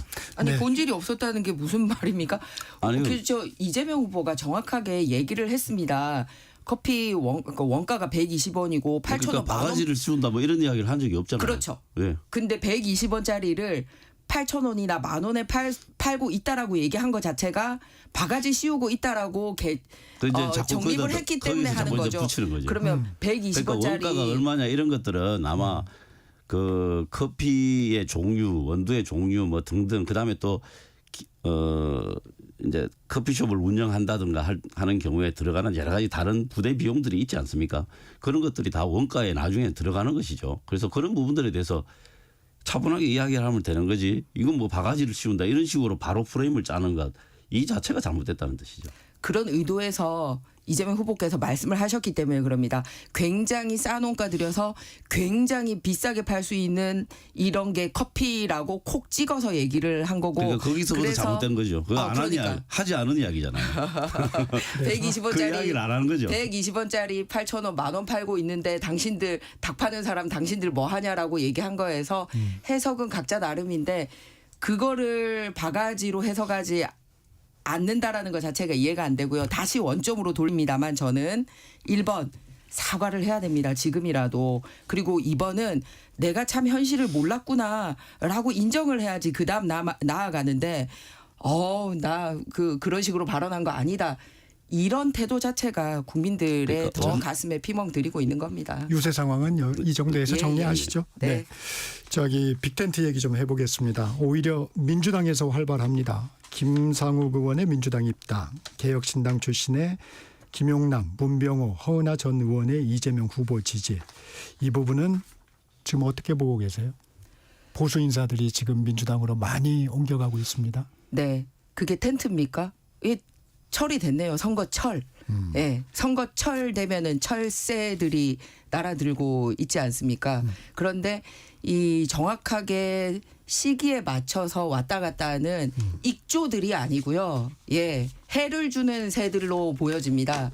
이렇게까지 말씀드려서 죄송한 이유는 방금 언급하신 그 정치인들 본인들이 공식 석상과 공식 본인들 페이스북 계정에서 바로 얼마 전에 했던 얘기들을 생각하면 스스로가 저는 굉장히 부끄러워질 거라고 생각해요. 이재명 같은 사람은 대통령 꿈을 버려야 된다고 얘기를 하고 그 이재명이 하는 파퓰리즘 정치 때문에 헌법의 근간이 흔들릴 거다. 이런 식의 발언을 불과 얼마 전까지 했던 사람들입니다. 그런데 선거철이 되니까 본인들이 이 발언에 대해서 어떤 변화 과정을 이끌었는지에 대한 설명도 없이 그냥 지금 당에서 본인들의 처지가 안 좋으니까 그냥 갈아타는 거예요. 그런데 이 빅텐트라는 거는 국민의힘이 하고 있는 빅텐트라는 거는 네. 어떤 개인이 움직이는 게 아니라 가치를 가지신 분들의 어떤 세력의 연합이고 연대인 거거든요.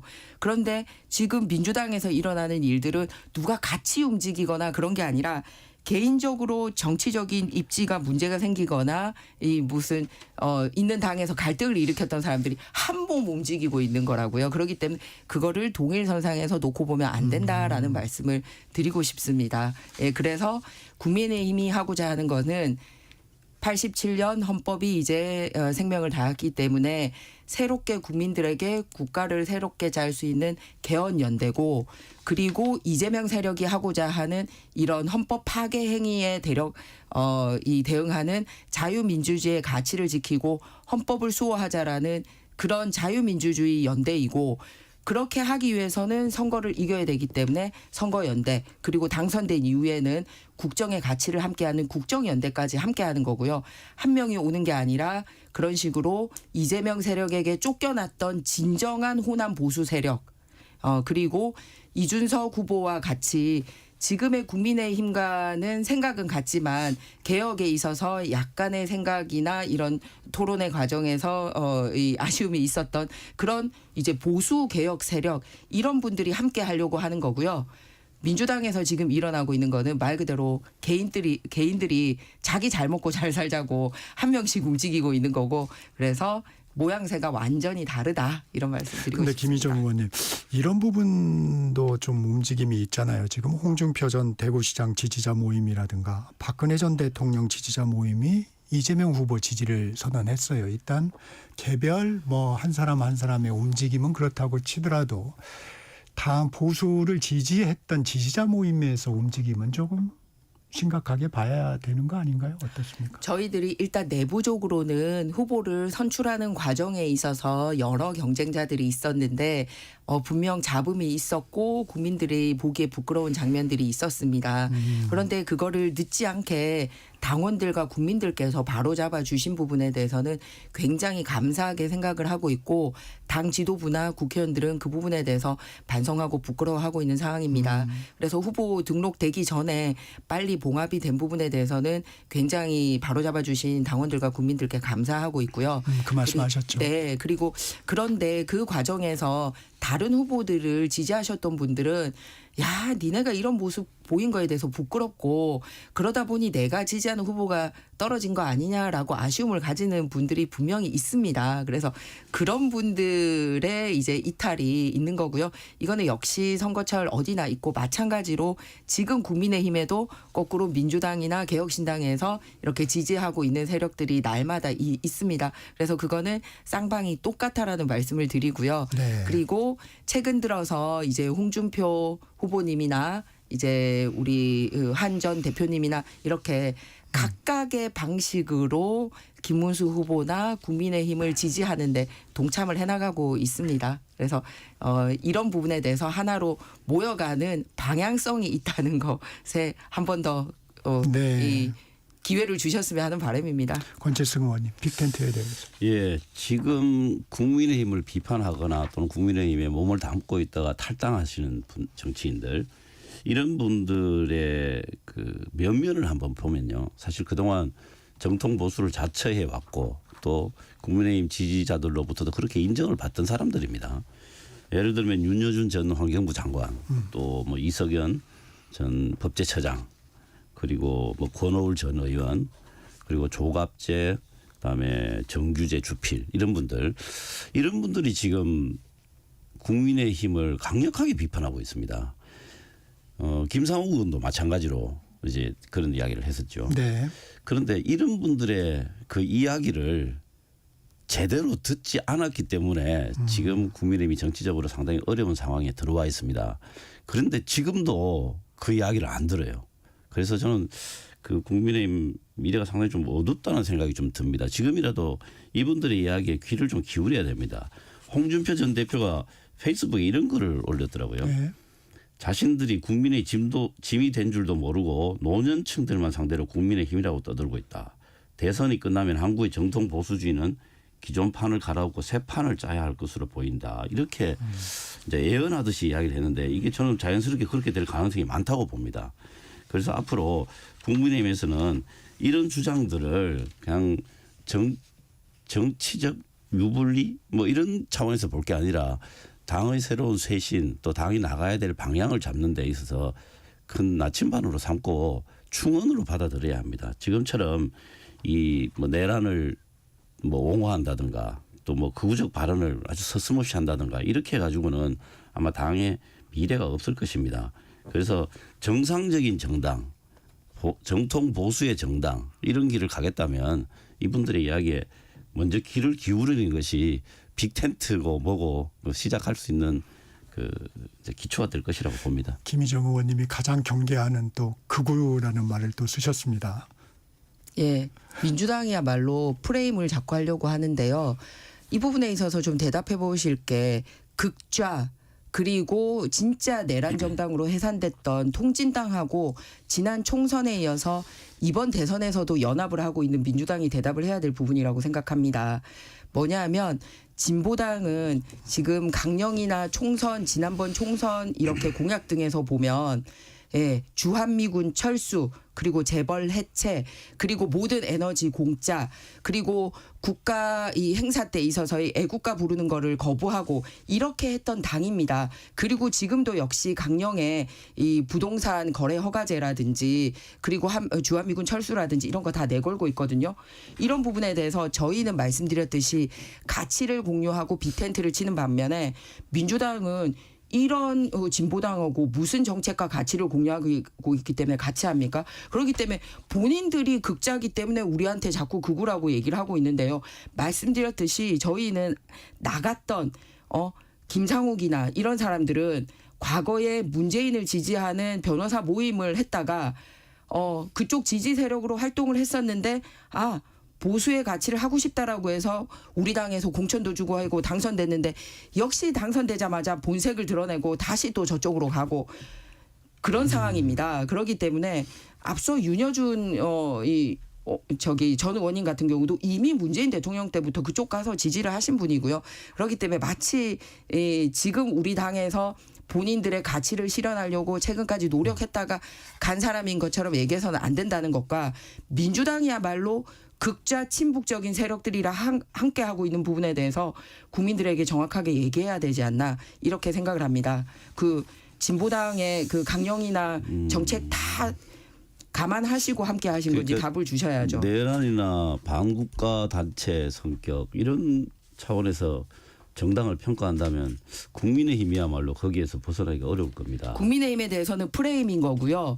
진보당 같은 경우는 국민의힘은 그걸 실제 실행했던 정당입니다. 판결도 받았고 그리고 강령에도 써 있습니다. 국민의힘이 실행하지 않았습니다. 제가 말씀드릴게요. 윤석열 대통령이 실행하고 탄핵당했습니다. 그 이후에 잠깐 기회를 주시죠. 그 이후에 다 동조를 했잖아요. 동조한 적 없습니다. 지금 와서 또 그렇게 이야기하시면은 그 국민들이 다 듣는데 그렇게 이야기하시면 누가 동조한 적 없습니다. 그거는 뭐 개인적인 말씀이라고 들을게요. 네. 이 단일화 얘기 좀 해보겠습니다. 지금 국민의힘에서 윤재호 국민의힘 선대위 총괄본부장이 이런 얘기를 했어요.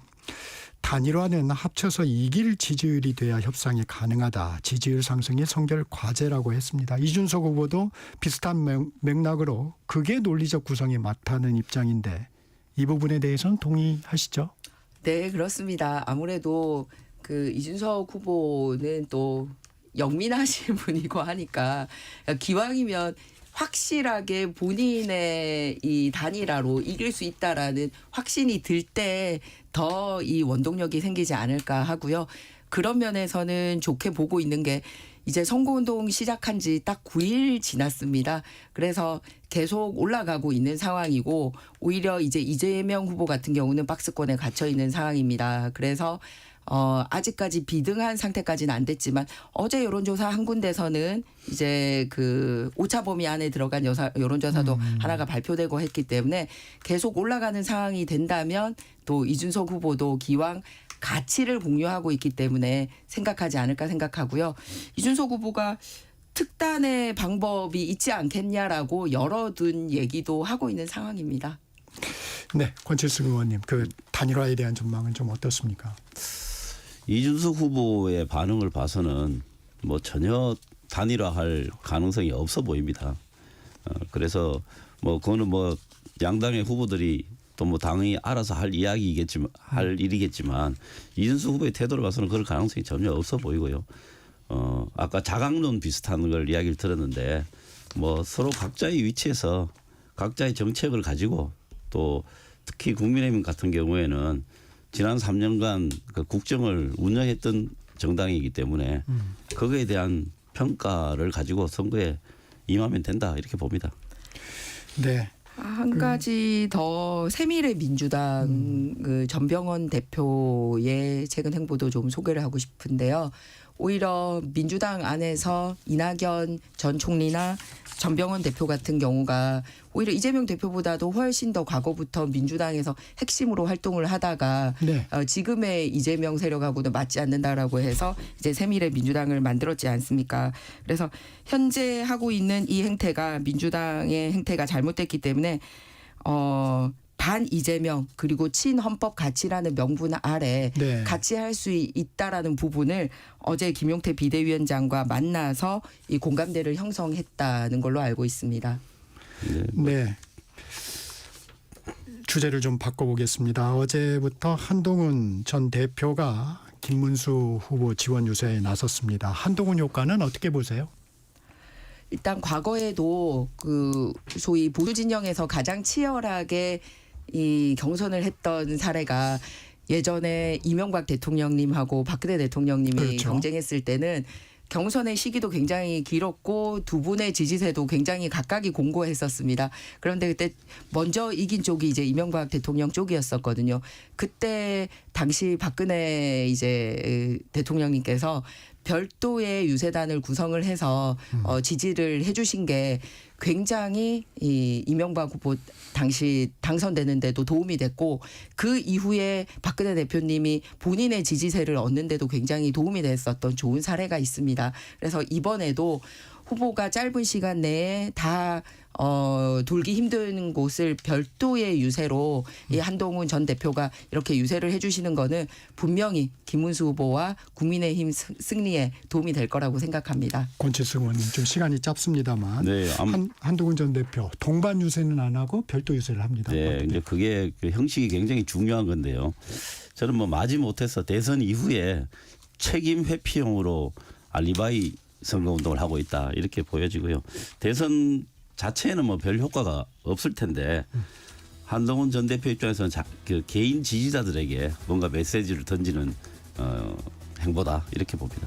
네, 당당 토론 여기까지 하겠습니다. 김희정 국민의힘 의원, 권칠승 더불어민주당 의원과 함께했습니다. 고맙습니다. 네, 오늘도 좋은 하루 되세요. 정적 시사 2부 마칩니다. 전하는 말씀 듣고 3부로 이어집니다.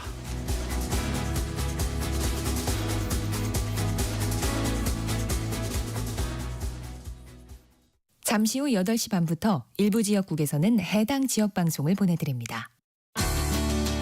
워렌 버핏은 가치 투자, 필립 피셔는 성장주 투자, 피터 린치는 장기 투자.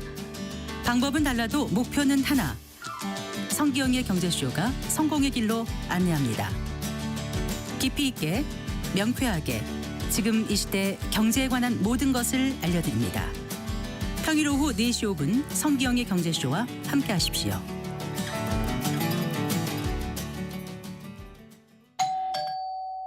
편지 왔습니다. 퇴근길 지친 당신에게 힘이 되는 뉴스를 전해드립니다.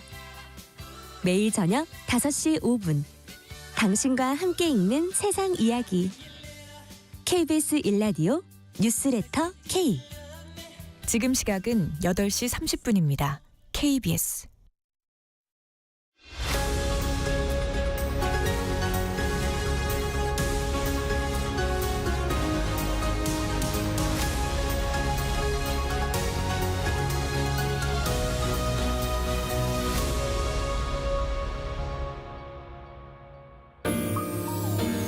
대한민국 중심 채널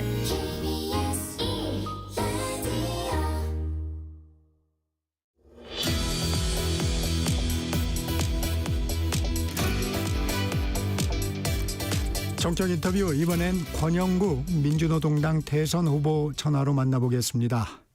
후보님 나와 계시죠? 네, 안녕하십니까. 권영국입니다. 지금 어디서 전화하고 계세요?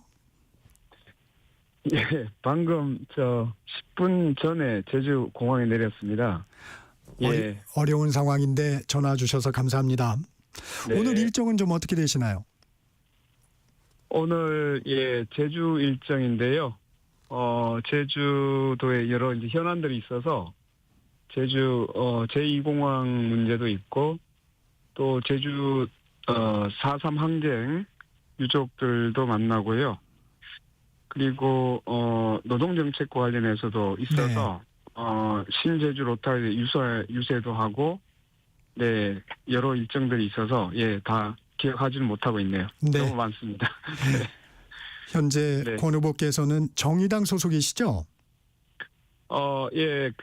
지금은 이제 대선 기간 동안 민주노동당 당명을 사용하고 있습니다. 네. 이게 이제 어떻게 된 부분인지 잠깐 설명을 좀 해주시겠습니까? 네. 이번에 이제 대선에 대해서, 독자적인 진보 정치를 추구하는 노동당, 녹색당, 정의당, 그리고 이제 시민사회단체, 또 민주노총 내 산별노조, 이렇게 해서 이번에는 진보 정치가 좀 서로 연대연합해서 대선을 공동으로 치르기로 했고요. 그래서 공동으로 치른다는 의미를 제대로 만들기 위해서 정의당 당명을 공동의 이름으로 좀 바꿔달라 이런 네. 요청이 있어서 그래서 이제 민주노동당으로 바꿨습니다. 민주노동당이 진보 정치가 출발했던 그 출발이었기 때문에 초심으로 돌아가서 다시 한번 제대로 시작한다 이런 의미로 당명을 잠시 바꾸게 됐습니다. 네, 심상정 전 대표도 선대위 고문으로 물밑에서 지원한다고 들었습니다. 어떤 역할 하시는지요? 네, 지금 그 선대위에 고문을 맡고 계시고요. 네. 고양시에서 본인이 직접 이제 제 현수막을 직접 부착도 하고 인증샷도 보내주고 계십니다. 권 후보님 출마에 어떤 조언을 해주시던가요? 신 대표님은 그냥 열심히 잘하고 있다 이렇게 응원만 하고 계십니다. 응원 잘해주고 계십니다. 네. 네, 후보님을 토론의 신스틸러라고 표현을 하더라고요. 대선 TV 토론 가장 큰 수혜자라는 평가도 있던데 유세 현장 다녀보면 토론회 이후에 좀 반응이 달라졌나요? 일단 공항이나 또는 기차역 같 대합실에서 보면 아시는 분이 상당히 많이 늘어났습니다. 그래서 와서 인사도 건네고 사진도 같이 찍자 이렇게 하시는 분들이 많이 있습니다. 네, 달라졌다는 느낌이 좀 듭니다. 네. 겸손하게 말씀하시네요. 언론을 보면 시원하다 이런 얘기도 많이 듣고 계시다는데. 제가 이제 울산의 그 현대중공업, 현대자동차에 우리 이제 노동자 그 조합원들하고 인사를 나눴는데, 이제 악수하고 지나가면서, 시원했습니다. 이렇게, 인사를 하고 가시는 분이 꽤 많이 있었습니다. 네. 지난 토론회에선 유독 김문수 후보를 향해 공세를 펼쳤어요. 이재명 후보를 우회 지원했다는 시각도 있는데 어떤 전략인가요? 할 얘기를 했다고 저는 생각합니다. 그것이 누구를 지원한 게 아니라, 실제로 내란 비호 세력이었고, 거기에 대해서 정말 제대로 된 사과도 없었고, 또, 이번 대선이 이제 윤석열 파면으로 인해서 발생한 대선이었기 때문에 네. 당연히 그 자격 문제를 누군가는 제대로 지적을 해줬어야 된다고 생각을 했습니다. 그래서 저는 당연히 해야 할 질문을 했다고 생각합니다. 네.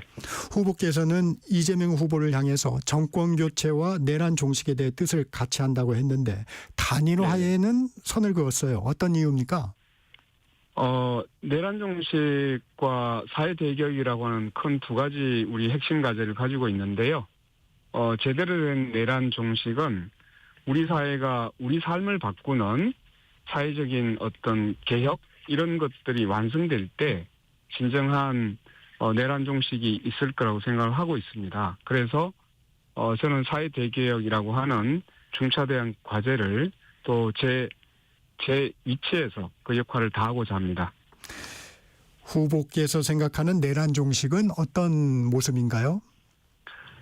우리 사회는 이미 너무나 이제 심각한 차별과 불평등으로 인해서 양극화에 심각한 갈등을 겪고 있습니다. 그래서 이번에 이제 거구 세력이 준동하고 세력화되고 있는 굉장히 위험한 그런 이제 시점에 와 있다고 생각합니다. 그 원인인 우리 사회의 양극화와 불평등을 해소를 제대로 해야만 이런 이제 내란이나 거구 준동이 재발되지 않을 거라고 생각하기 때문에 진정한 이제 사회 대개혁이 내란 종식의 완성이다 이렇게 생각하고 있습니다. 네. 모레 네. 두 번째 토론회가 있습니다. 민주노동당 대선 후보로서 어떤 부분을 조금 더 국민들에게 호소하시겠습니까? 예, 저는 계속적으로 뭐 정책이나 비전에 가지고 이번 2차 토론부터는 열심히 임하려고 합니다. 네. 사회 통합이나 또 기후 문제 이런 건 모두가 다 우리가 직면한 매우 중대한 과제이자 풀어야 될 문제이기 때문에 내용을 가지고 함께 서로 경쟁하면서 토론을 하고자 합니다. 이 거리의 변호사라는 별칭이 있으시더라고요. 이 대선 네네. 후보로 나서게 된 배경은 뭡니까? 예, 이제 그동안은 주로 이제 노동자들, 산재 피해 유족들하고 또 이제 인권 침해를 받은 이런 분들하고 같이 주로 같이 했었는데요. 그 인권 침해나 또는 사고가 나는 부분이 주로 이제 현장이나 거리였기 때문에 지금까지 이제 같이 해왔었습니다. 그래서 제가 이제 그 출마하게 된 것도 이런 이제 우리 사회가 겪고 있는 아픔을 정치적으로 보다 더 크게 문제를 해결하고 네. 우리 사회가 좀 더 평등하게 또 차별 없는 사회로 나갈 수 있도록 하기 위해서 이번 대선에 출마하게 됐습니다. 후보님이 출마 선언에서 성장만 얘기해서는 안 된다. 차별과 불평등의 절망에서 벗어날 수 있게 만들겠다고 말씀을 하셨어요.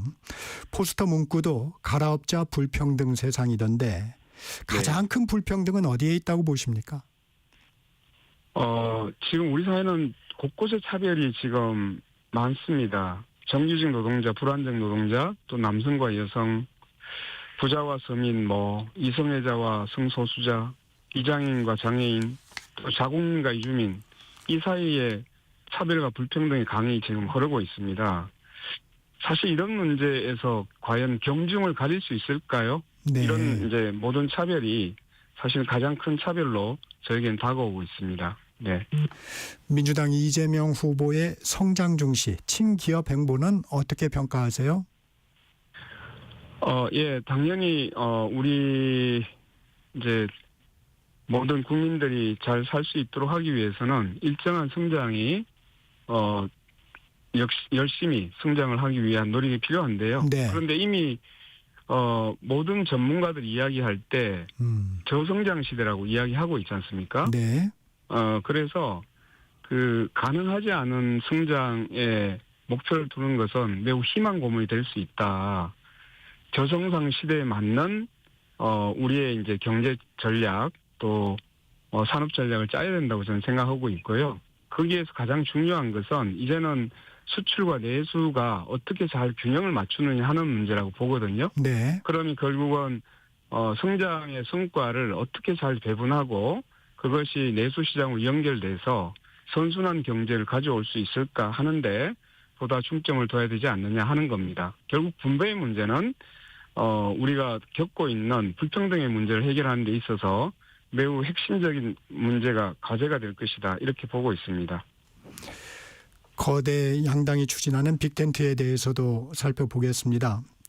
네. 민주당 이재명 후보는 중도 보수론을 내세우며 보수 인사 영입으로 빅텐트를 만들어가고 있고 국민의힘에선 김문수, 이준석 단일화를 추진하고 있습니다. 이 같은 네. 통합 행보는 어떻게 보고 계십니까? 네, 이 선거가 되면 항상 이제 정책의 내용이나 타당성을 검증하고 경쟁을 하는 것이 아니라 어느 순간부터 보면 결국은 단일화냐 아니면 뭐 세가 어떻게 이제 커지냐 네. 이런 이제 대결로 결국 가고 있는 부분이 있어서 네. 굉장히 좀 안타깝습니다. 저는 이런 빅텐트 이런 논이 아니라 정말로 국민을 대변할 수 있는 그런 비전과 정책을 가지고 있는지 이걸 가지고 끝까지 좀 경쟁을 했으면 좋겠고요. 저는 우직하게 제가 가야 할 길을 지금 간다고 생각하고 있습니다. 진보를 표방하는 원내 정당이죠. 조국혁신당, 진보당 등이 민주당 공동선거대책위원회에 참여하고 있어요. 이 같은 네. 진보 정당의 행보는 적절하다고 보십니까? 이게 문제가 되는 것이 하나 말씀을 드리면 제도적으로 네. 자기 정책과 자기 비전을 이야기할 수 있는 것이 정말 진정한 서로 선의 경쟁하는 선거라고 보거든요. 네. 그렇기 때문에 결선 투표 제도가 이미 도입이 돼 있었어야 됩니다. 근데 이런 제도가 없다 보니까 이런 주로 이제 단일화 문제만 논의가 되고 있는데요. 네. 그러면 결국은 그 단일화 과정에서 자기가 추구하던 정책이나 가치는 어디로 가는지 여기에 대해서 한번 되돌아봐야 될 필요가 있습니다.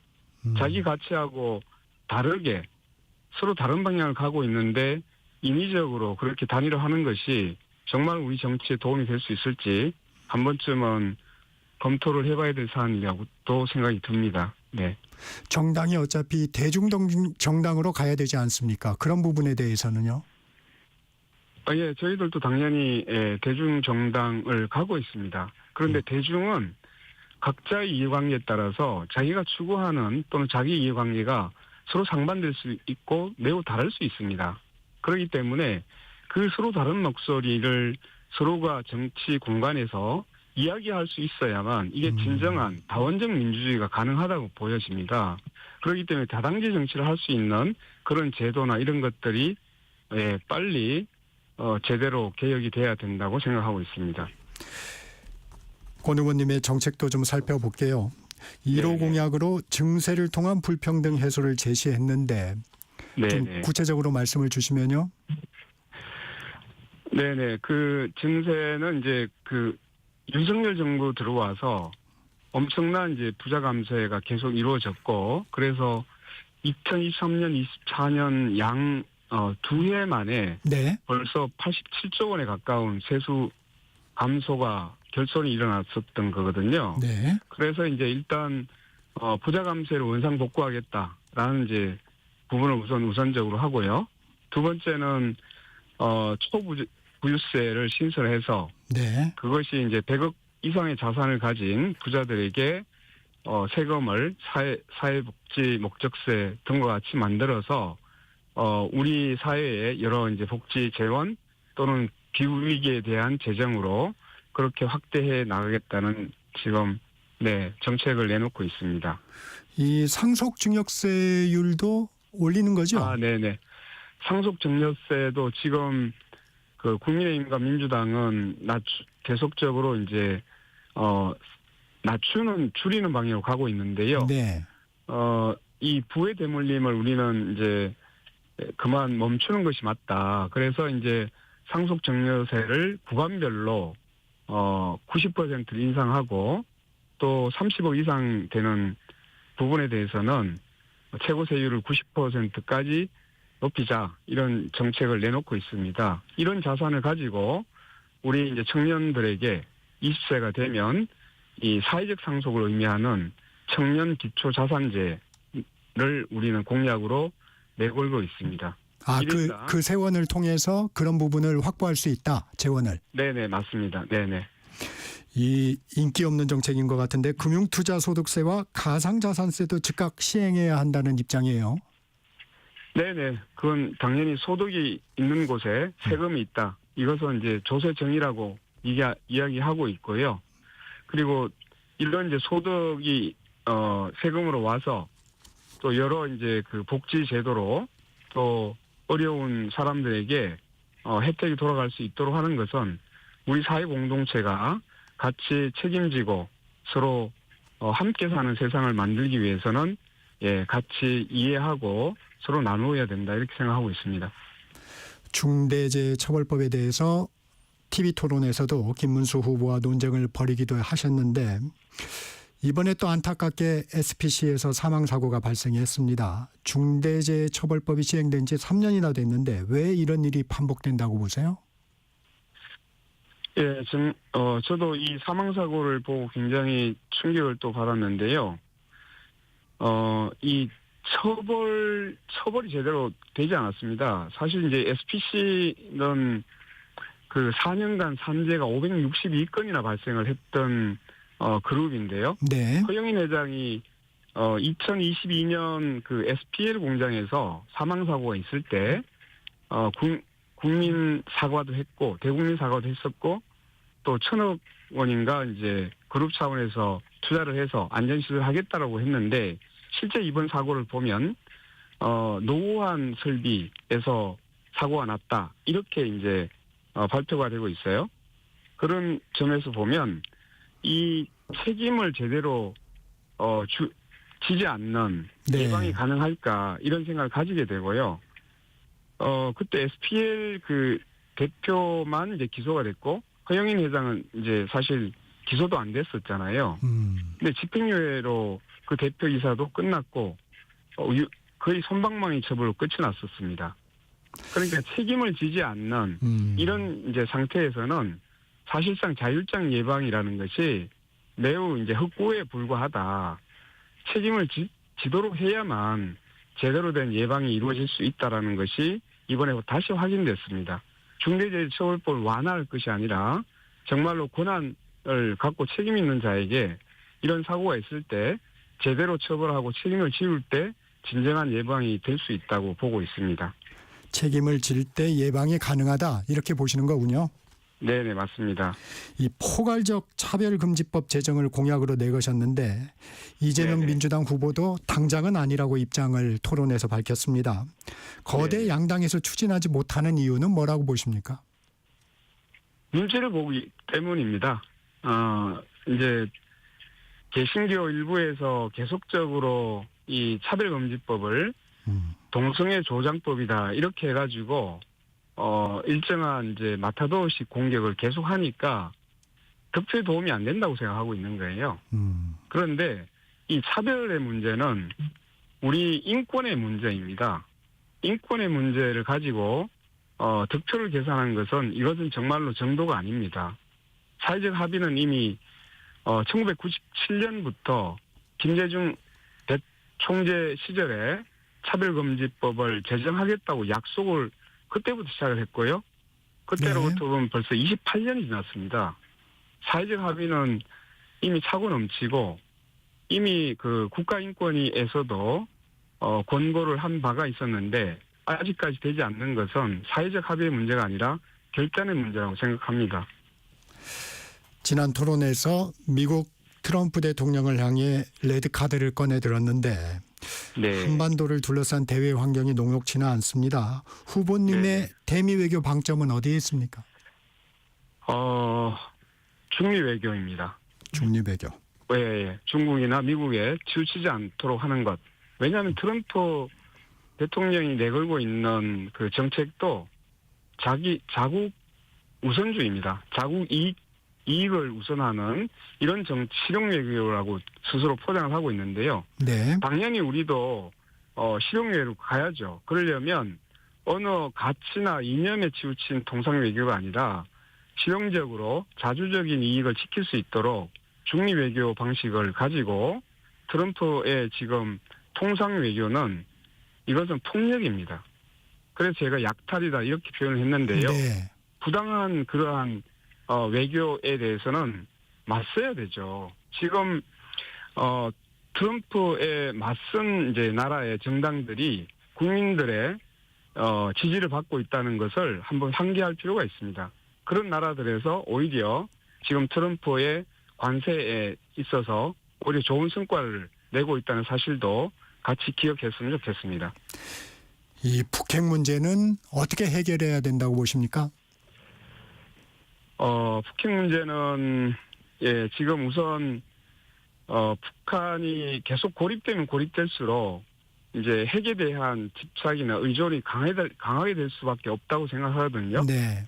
그래서 이제 세계 이론으로서 나올 수 있도록 하려면 우선은 대화를 남북이 재개할 수 있도록 하고 이런 이제 그 긴장 국면에서 이 대화 국면으로 하고 평화 체제를 빨리 갈 수 있도록 해야 되는데 그러려면 끊어졌던 철길 또 개성공단 금강산 관광을 재개하고 우리가 남북이 서로 왕래하도록 해서 이러한 이제 극단적인 고립이나 대립 상태를 하루속히 빨리 회복시키는 것, 평화 대화의 체제로 네. 하는 것이 우선적으로 필요하다고 생각을 합니다. 김문수 후보는 북한의 비핵화는 현실적으로 어렵다. 핵 균형이 필요하다. 이런 입장이에요. 이에 대해서는 어떤 말씀을 주시겠습니까? 네, 핵 균형이 필요하다고 하면 결국 우리 대한민국에서도 핵무장을 하자는 얘기로 들립니다. 그러면 문제는 굉장히 복잡해지는 거죠. 핵무장을 하게 되면 일단 핵무장보다는 핵 잠재력을 얘기하는 것 같습니다. 네네. 그 핵 잠재력이라는 게 저는 뭐 어떤 방식인지는 잘 모르겠는데요. 네. 뭐 플루토늄을 만들어내자는 얘기인지 네. 이런 얘기는 잘 모르겠는데 결국은 이제 핵 잠재력을 만들게 되면 일본이든 주변에 있는 나라들에서 자국에서 또 이제 핵에 대한 요구들이 굉장히 강화될 것인데 네. 이렇게 되면 모든 나라가 결국 핵을 가지고 가야 된다는 논리로 가면 이 지구가 어떻게 그 핵에서 견뎌낼 수 있을지 정말 의문입니다. 결국은 핵을 줄여나가고 서로 이제 평화적으로 이 긴장 국면을 대립 국면을 완화시켜 나가는 쪽으로 계속적으로 노력하고 외교 정책도 가지고 설득해 나가야 되는 것 아닐까 이런 생각을 가지고 있습니다. 이 AI 시대 전력의 필요성이 대두되면서 전 세계적으로 원전 정책들도 좀 변하고 있습니다. 원전 네네. 정책은 어떻게 구상하고 계십니까? 예, 원전은 이미 이제 저희들은 정의당의 공약이기도 했었는데요. 네. 민주노동당이 지금에서 바뀐 건 없습니다. 탈핵을 원칙으로 하고 있습니다. 네. 왜냐하면 그 후쿠시마 원전 그 폭발 사고를 통해서 이 핵 발전이 얼마나 위험한가를 우리는 모두 지금 체험을 한 바가 있고요.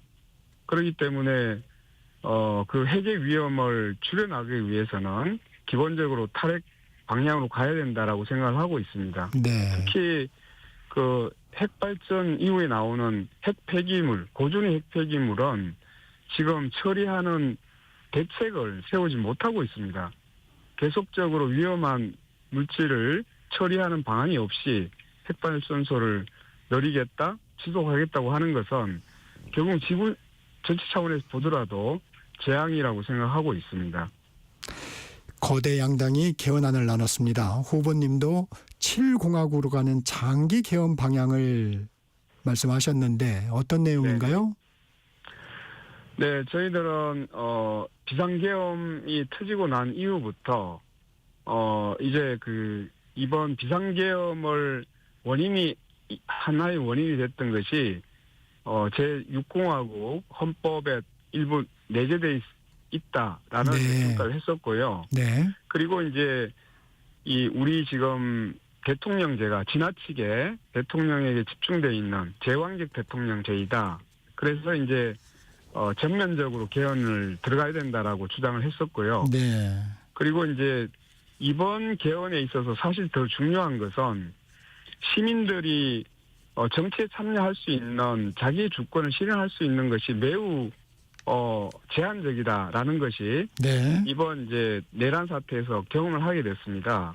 그래서 시민 주권을 어떻게 강화할 건지, 그리고 지금 이제 기후 위기 시대 또 이런 이제 여러 생태 변화가 있는데 기후에 대한 기본권이 제대로 이제 녹여나 있지 않고 또 성소수자라든가 소수자에 대한 기본권이 제6공화국 헌법에서는 여전히 부재한 상태입니다. 그래서 저희들 이렇게 얘기합니다. 네. 기후헌법, 노동헌법, 농민헌법, 그리고 사회 약자를 위한 헌법으로 전면적으로 저 헌법을 개정해 나가야 된다. 이런 주장을 하고 있습니다. 이 김문수 후보는 대통령 불소추 특권 폐지, 국회의원 면책 특권, 불체포 특권 폐지를 공약했어요. 이 부분에는 동의하십니까? 불소추 특권을 다 폐지를 시켜버리면 그러면 대통령이 이제 안정적으로 국정을 운영할 수 있을까에 대한 좀 고민은 필요합니다. 네. 모든 사건이 터질 때마다 다 고소하고 기소하고 하면 이게 국정이 운영이 될까요? 역으로 질문을 해야 됩니다. 그리고 네. 국회의원에 대해서 불체포 특권이 있는데 네. 이 부분도 사실 이제 좀 신중하게 고민을 해야 될 필요가 있다고 저는 생각하는데요. 네, 여기까지 들어야 될 것 같습니다. 지금까지 권영국 민주노동당 대선 후보였습니다. 고맙습니다. 네, 감사합니다. 정책시사 오늘은 여기서 마무리합니다. 진행의 정창준이었고요. 내일 아침 7시 20분에 돌아오겠습니다. 여러분 감사합니다.